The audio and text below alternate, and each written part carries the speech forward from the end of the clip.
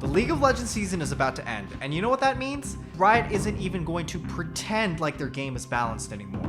This is where they throw new stuff at the game just to see what sticks. And there are two main things that Riot Games is focusing on this year: junglers and tanks. Junglers will never really be any different because they always have one key weakness holding them back, and that is getting flamed by their teammates. Until Riot decides to permanently remove teammates from the game, junglers are always going to be slaves to them. Here's all you need to know about the jungle. You get pets now. There's a green one, a red one, and a blue one. The green one gives you an HP shield, the red one gives you some true damage, and the blue one gives you movement speed. Green sucks, red is good, blue is broken. Riot's newest champion, K'Sante, is a full tank, and it's pretty obvious based on the items that they're adding into the game. They really want this champion to be popular, and they really want tanks to pop off next season. Let's take a quick look at this clip. Do you see what's going on here? Now, I know your eyes are telling you that this is a team fight, but if you look closely, something else is going on here. Do you see K'Sante's HP? He starts this fight with 4,461 HP. And during this fight, he's doing autos, he's bonking people, not really doing a lot of damage and CCing them a little bit, but he's not dying, so I guess he's kind of useful. But if you watch the team fight progressing, he's slowly getting more and more and more HP as the fight continues to go on. And though he's not doing a ton of damage, he's not dying, and he's continuously getting bigger and bigger and bigger. And by the end of this fight, he ends up significantly fatter than he did when the fight began. This isn't a, oh, I'm team fighting and I'm getting some free HP during the team fight. This is a, oh, this is K'Sante's new HP total forever now, at least until the game ends. By the end of this fight, K'Sante ends with 4,866 HP. He was able to gain over 400 HP in just a single team fight.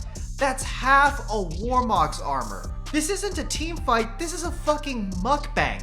K'Sante has gotten noticeably fatter since this endeavor began. How did he do that?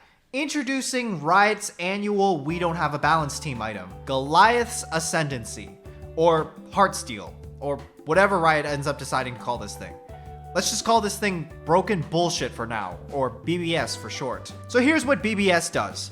BBS gives you 800 HP, 200% HP regen, and 20 ability haste. You get a charged up auto attack for 3 seconds when you're near an enemy champion by 700 units, and that auto attack deals 125 base plus 8% of your total HP as physical damage. Then you get 10% of that total damage as permanent HP. So let's do the math. If you have 3k HP as a tank, you will get around 40 HP per stack from BBS.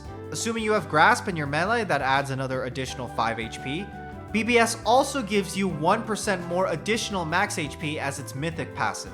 So add on multipliers like Overgrowth, and you're gonna get around 200 HP after just a single team fight. BBS is sort of like a Demolish proc, but on a champion. In fact, it actually has the same sound effect as it does on towers. So now you can just bonk champions the same way you bonk towers. The only difference is that you're getting permanent HP every time you do it. On average, in a 30-minute game, you should be getting an additional 500 to 700 HP from this item.